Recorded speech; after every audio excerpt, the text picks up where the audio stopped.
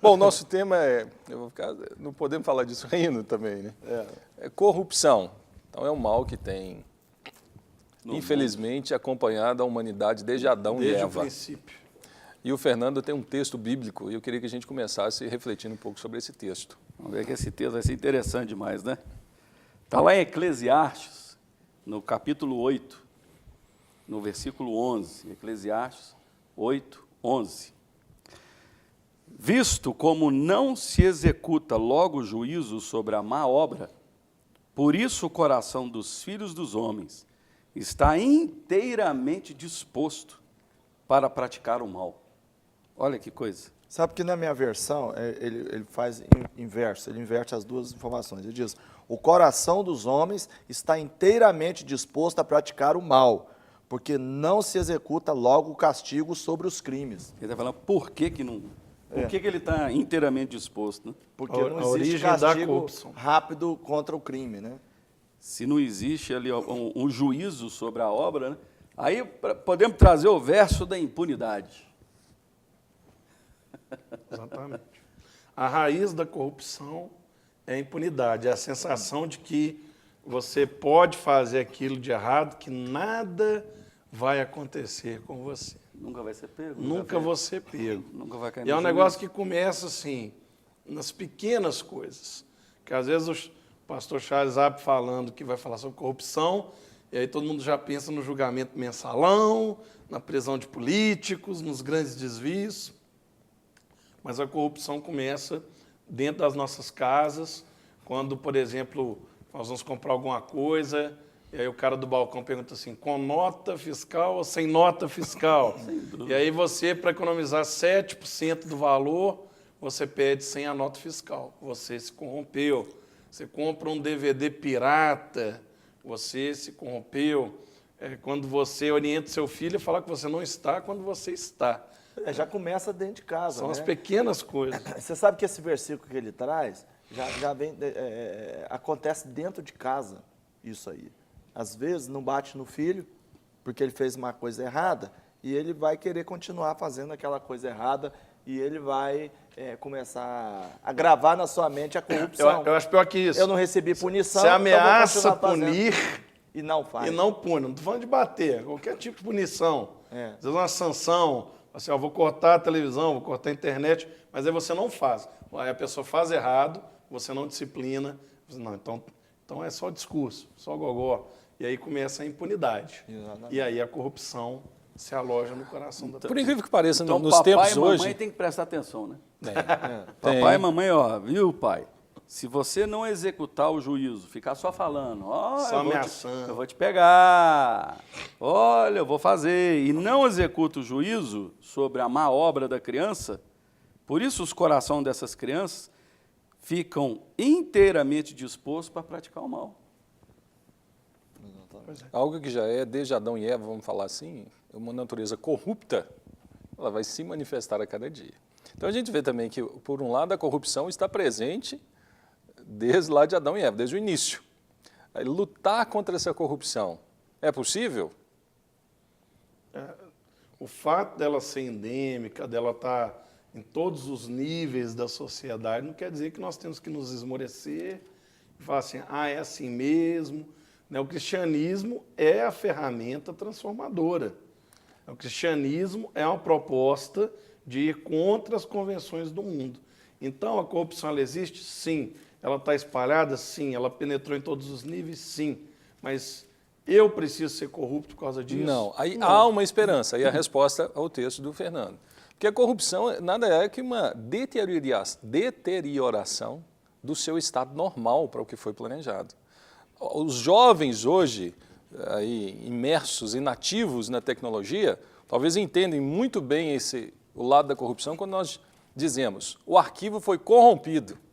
Verdade. Ele não abre mais, Ele não abre mais. ele não roda mais. Então isso é algo assim tão sério. Será que nós, atingidos pela corrupção, não rodamos mais no software divino? Aí também escandalizei muita gente, né?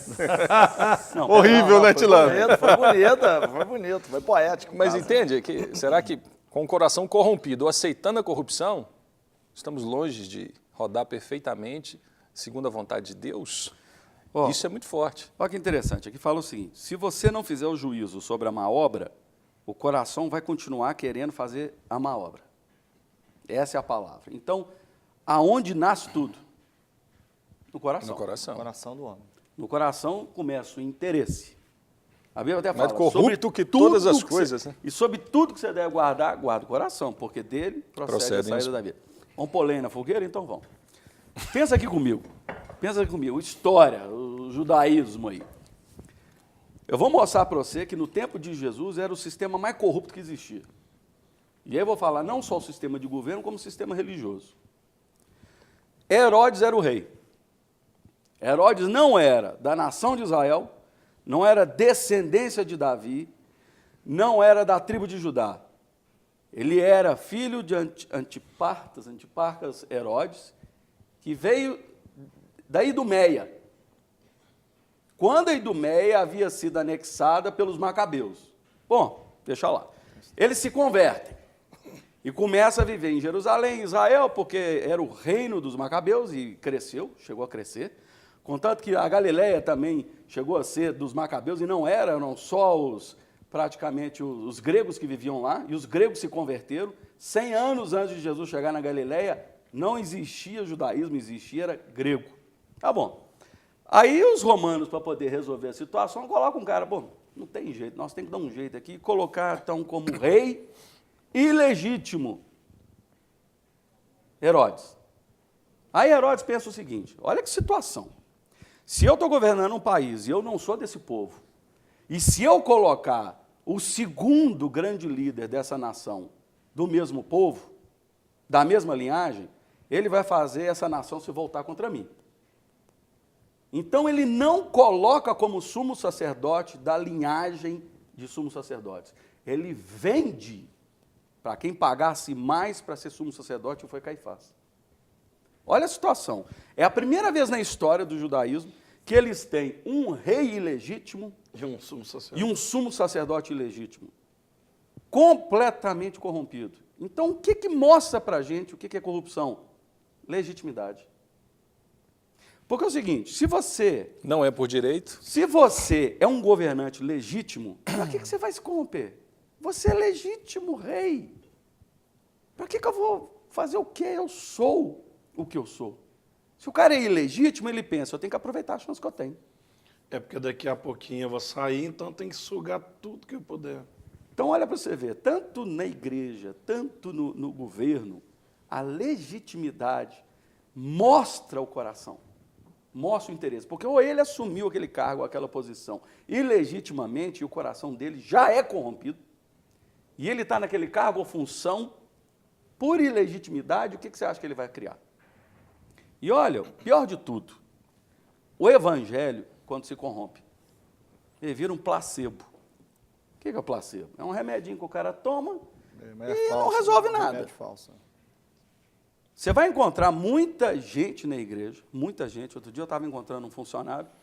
E aí, como é que está a igreja? Você está indo? Cara, puxa vida, agora achou uma igreja maravilhosa. Como é que é a igreja lá? Nossa, acontece de tudo. É só revelação. Só revelação, é? Mas e aí? Não, só revelação. Só falta falar a carteira de identidade CPF dos outros. Parece que Jesus é colocado de lado. E aí começa a entrar só esse tipo de coisa. É esse o evangelho? Esse é o evangelho que realmente transforma? Está corrompido, está corrompido. Ou ele não é corrompido? E o mais curioso, assim, qual que é o maior filtro da legitimidade que a gente tem dos evangelhos? Olha que coisa, é o raciocínio que Deus dá para a gente em algumas horas, né? Qual que é a coisa mais importante que nós temos que Jesus nos deu e foi feito pela graça? Salvação. Salvação. Então pensa comigo, a salvação é tudo, não é? Se você busca a salvação, você está salvo, beleza. Mas fora isso, você pode buscar uma cura, você pode buscar um milagre, você pode pedir um bem novo, um carro novo, uma casa nova, ou então uma oportunidade nova de emprego. Isso tudo não é inferior à salvação? Sim. Verdade. É inferior à salvação. Então, se eu não tiver vida, não adianta ter carro novo, se eu morrer, não adianta ter emprego novo, se eu morrer, não adianta ter a bênção alcançada, não adianta nada. Então, qual que é o número 1? A salvação. A salvação é pela Graça. graça. Se eu tiver uma nota de R$100 na mão, R$100, Eu tenho 10 reais? Tem, Tenho. 10 de 10. Eu tenho 20? tem. Eu tenho 50? Todos esses valores são inferiores a 100. Todos os pedidos ou todas as buscas que a gente faz na igreja, seja cura, seja casamento, filho, seja um emprego, seja o que for, isso tudo é inferior à coisa mais importante, Que é a salvação. a salvação. Mas o evangelho se voltou para as notas miúdas e esqueceu a mais importante. O evangelho hoje é pregado de uma forma onde as pessoas buscam cada vez mais coisas e esquecem a graça. E mais, como que eles conseguem essas coisas? Por justiça própria. Porque se eu fizer a campanha de 7 vezes Ele tem 7 que fazer vezes um 49... esforço, né? Ô, irmão, teve uma vez, eu ouvi uma pessoa falar comigo o seguinte, que tinha uma senhora com um problema de casamento.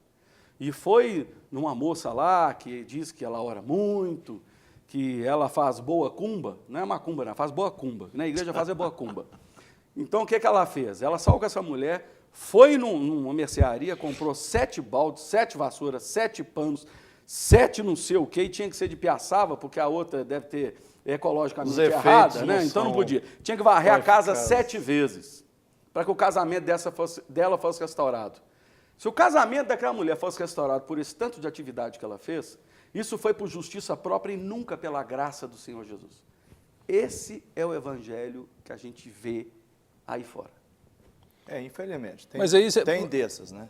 Mas na ignorância dessa pessoa que faz, ainda assim, ela não acredita que Deus está agindo na vida dela e, às vezes, pela graça, dá certo. Ela recebe, muitas pessoas recebem. O que eu estou Que é dizendo a pra questão, vocês, eu entendi, a no questão é a fato da corrupção Mas do aí faz uma evangelho. construção errada da o ação de Deus. filtro maior se chama graça. Sim, eu entendo. Então é isso que é uma das coisas importantes que a gente tem que falar, porque senão se corrompe o evangelho. Sim. Então, Que é a graça, é a graça vendida pela lei. E ó, só para completar, para não fugir o raciocínio. Tudo que nós possamos ter de conhecimento e que vai, de alguma forma, inferiorizar e desvalorizar o sacrifício de Jesus no Calvário, isso é do inferno. Porque o sacrifício de Jesus, ele não morreu Ele é à suficiente. toa, ele não morreu de bobo. Jesus morreu na cruz pelos nossos pecados, ele veio para nos dar salvação e vida eterna, e a obra da graça é que nos traz a transformação.